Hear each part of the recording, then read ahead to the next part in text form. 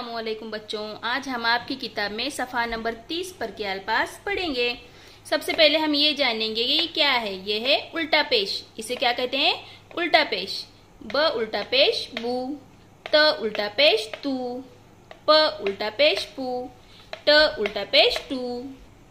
इसी तरह से त व उल्टा पेश तू, ब व उल्टा पेश बू, प व उल्टा पेश पू, ज व उल्टा पेश जू, ज व उल्टा पेश जू न, जू न व उल्टा पेश नू न, ज व उल्टा पेश जू त ता, जूता, ब बा, ब व उल्टा पेश बू, बाबू, रा, ज व उल्टा पेश जू, राजू, ब बा, प व उल्टा पेश पू, बापू, च व उल्टा पेश चू न, ना, चूना, न व उल्टा पेश नू, नूर, जून, नून, जूता, बाबू, राजू, बापू, चूना, नूर।